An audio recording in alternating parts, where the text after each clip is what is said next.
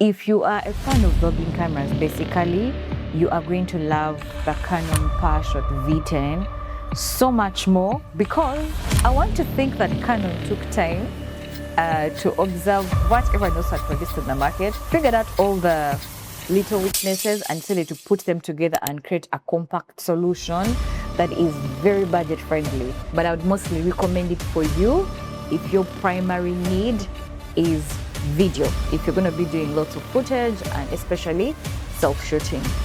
I seem to have blown the trumpet for it a lot. There are any downfalls to it, where this little bad boy, after you hear about her, you're going to be surprised to find out that she is half the price of almost all the vlogging cameras on the market.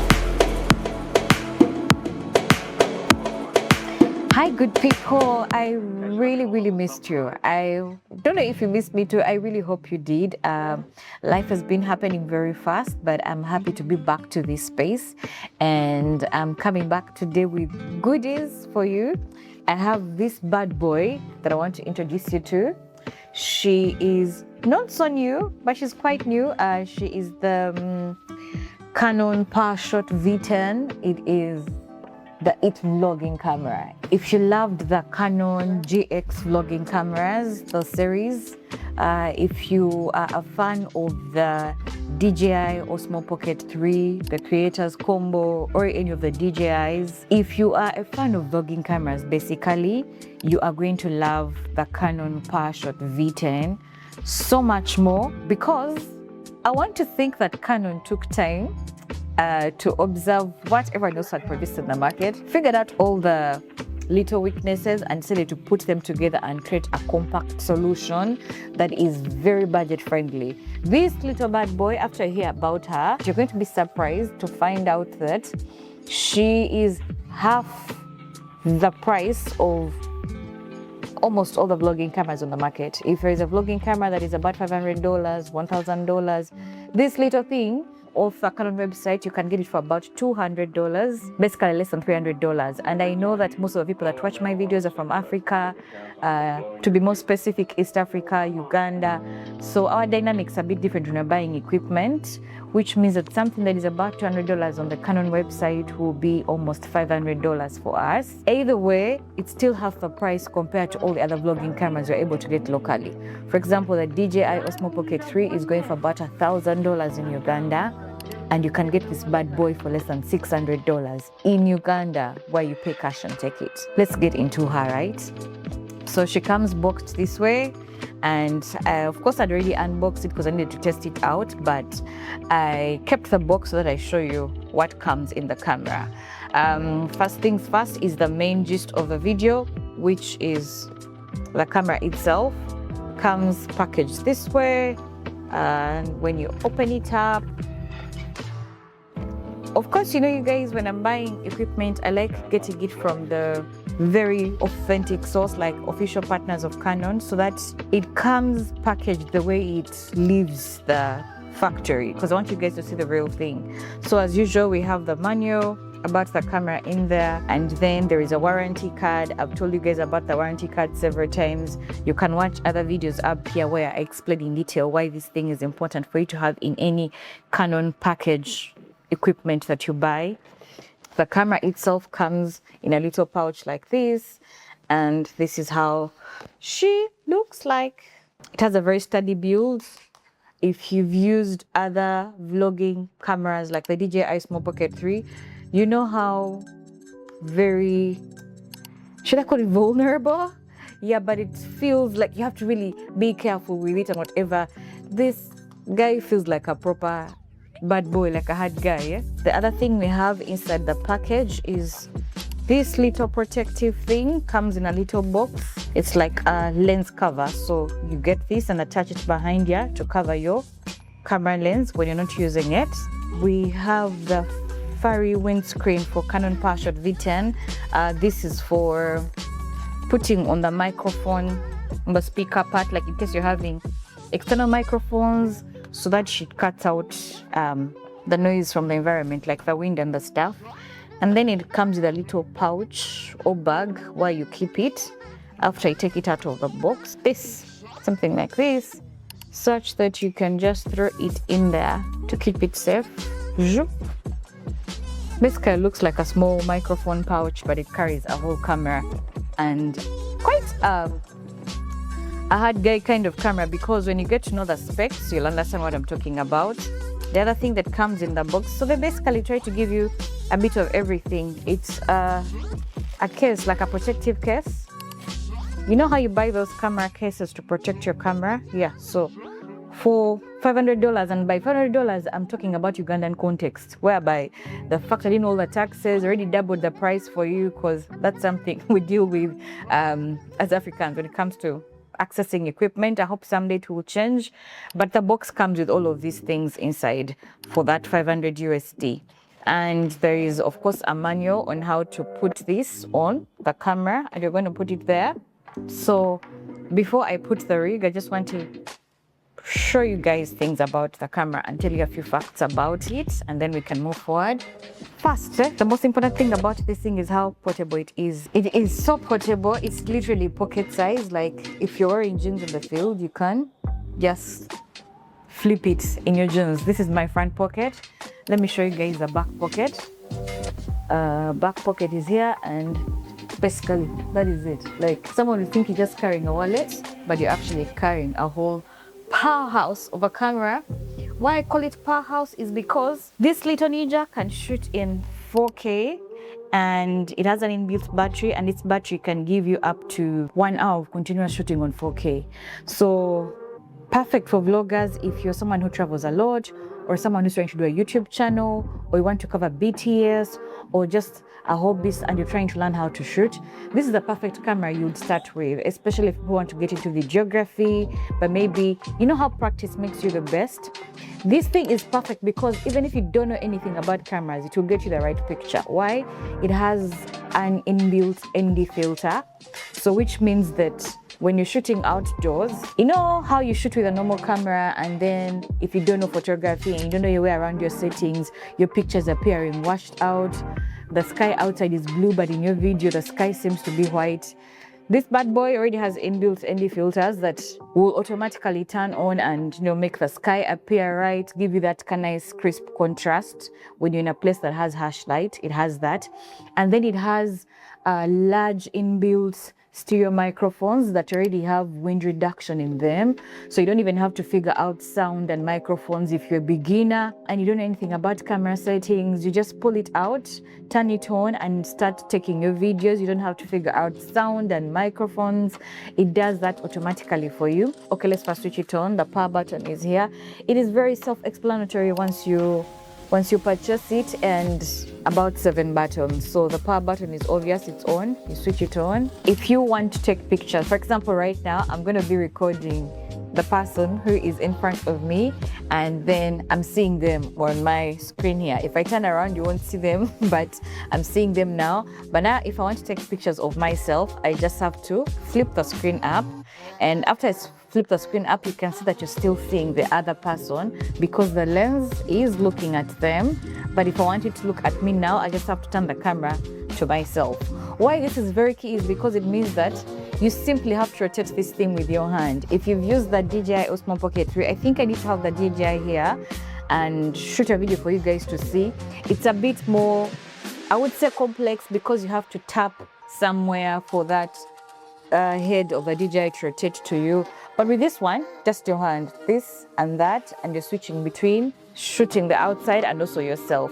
And then the most interesting part for especially content creators, because I know sometimes when people are capturing footage, they want to go between landscape shots and portrait shots. You just have to do this. And then now I'm getting shots for Instagram in portrait mode. And then when I do this, I'm getting shots for YouTube in landscape mode. The thing you're not seeing that I'm experiencing here is the light adjustments, right? I'm not touching anything, I'm not doing any settings, and it's already adjusted the light to fit my situation. The other thing that is really interesting is that when you open here and just flip here, it comes with a little stand. So like there's a little inbuilt stand, which even makes it more convenient for content creators. Because you know how most cameras, even the most portable like the Osmo Pocket 3, you still have to have a whole like little tripod situation attached. This one comes with like as if a desktop laptop designed kind of stand. So if you're in a restaurant, if you're on the bus, if you're on the train, on the plane, you can just put this thing on the table like this and then flip the screen to wherever you want it, and it will continue recording. It's just a very good on-the-go kind of camera, and then you don't have to like unpack and remove and attach tripod, and then when you're done, you just flip it back and close it. And then the other good thing about this Ninja is the fact that you can use it as a webcam using a USB-C cable without having any other extra software. The other thing that you need to know about it is that it has a wide angle lens, or which is an equivalent to about 19 millimeter. The 19 millimeter is wide. You can capture buildings, you can capture landscapes, you can capture cities. So that's it's basically in the ultra wide angle lens category and family, which means then you'd ask me, now how do I do close-up shots? You just have to move closer. I would imagine it's better to have a wide angle lens. When you want something close, you move closer than having a lens that limits you in a way that you can't capture certain angles. So this is wide enough to capture buildings, to capture anything you can think of really in nature. Its sensor has a total of 20.1 megapixels. However, if you're doing pictures, it shoots at 15 megapixel. And if you're doing videos, I think the most ultimate is about 13 megapixels for the best quality. While it's mainly built for video, I'm happy to inform you that you can take some good pictures with this Ninja. It does some great photography that has good quality, but I would mostly recommend it for you if your primary need is video, if you're going to be doing lots of footage and especially self-shooting. So this bad boy uses an SD card, for tiny ones, and when you look at it, the top part has a white Canon up here, and then so now the bottom. When you get to the bottom, there is a little provision here, which when you flip open, there's a provision for your SD card there, and it uses the same mechanism like all cameras. You push and it comes out. So it's this tiny. It's very tiny like that. You remember those? Every time I'm teaching or doing videos, I reminded of the fact that my audience is born in 2000 and they do not know about the phones that were using these little things. But yes, these little things that used to be in our phones a few years ago, because now all the phones have a lot of storage. Yeah, let me just put it back, and I want to test the sound for you, because I assured you how much this thing has very good quality sound, and now I realize that it doesn't matter how much good sound I tell you about it unless I show you the good sound that it has. Okay, our memory card is in, so I'm going to switch from recording with my camera that is recording me now, and I'm going to record myself using this little camera, and because I want you guys to hear the sound that is coming from it. Okay, so to record, I'm self-recording, so that's why I flipped the screen like I showed you guys. Flip the screen like this and let it face you. So I'm facing myself now, and how you know that it's recording is that once you press the record button, there's a red border that comes on the borders of your frame, like a red line.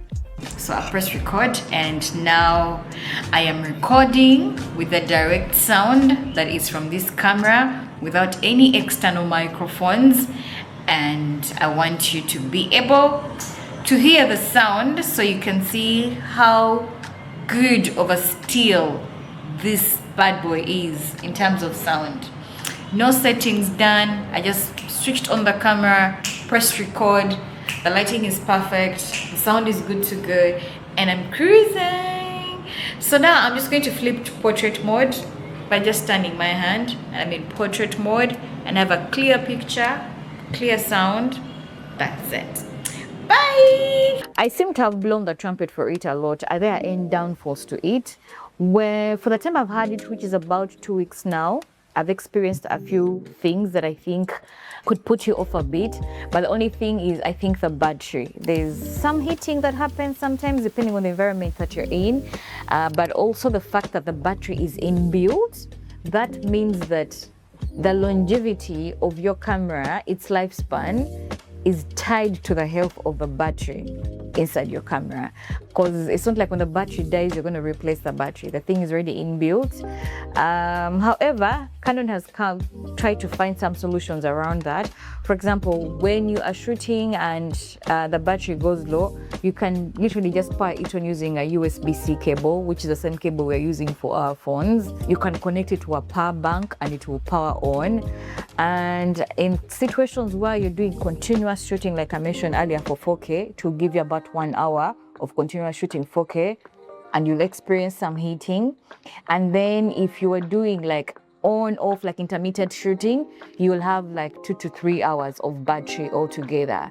And still with battery, the other, I would say, not very strength of it, like the weakness that it has is, if you're charging this battery from 0 to 100, you need almost 2 hours for it to get to 100. From 0 to 100, you need about 1 hour 50 minutes from my experience, which shouldn't be a bad thing. But I think we are living in 2026. Phones are charging in 30 minutes and 45 minutes. So I guess our brains have been rewired for quick things. But overall, for the price point, for the things it gives you, for its build, its portability, you can get away to anywhere with it. Also, it's not yet very common, so which means you can get into spaces and people would not suspect that you have a very strong camera on you. People would think, I don't know, someone can even mistake it for a phone, honestly. It's really little and cute and has a good price point and good sound. You do interviews in a space and you don't have microphones, and your chances of getting good sound are at least 70% compared to the other equipment out there. I think the only thing I've not shown you is how to put this protective case around your camera so that it is safe in case it falls. When you look at the case, it has marks on it. It has this side shows USB. So it has the marks in the same places as where your camera is. So it's labeled the same way, USB here. So you're able to tell which side it goes on, HDMI and mic, and then you check this side, HDMI and mic. So while this thing actually has very good inbuilt microphones inside it, stereo mics, you can still use an external mic if you want that extra crisp sound there.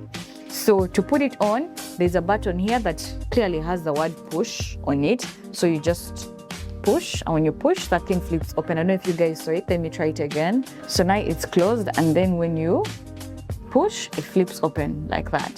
So when it flips open, you insert your camera on the inside, making sure that it's facing you. And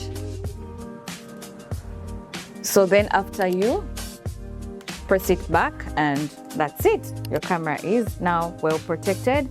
And in case of any falls, instead of your camera hitting the ground directly, it is this case that is hitting the ground. And this case seems like a very strong type of plastic on the sides and then a bit of metal on the top.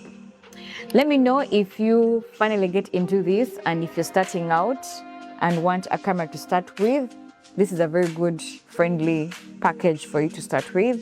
Let me know what you think about it in the comment section, and see you in the next video. Bye.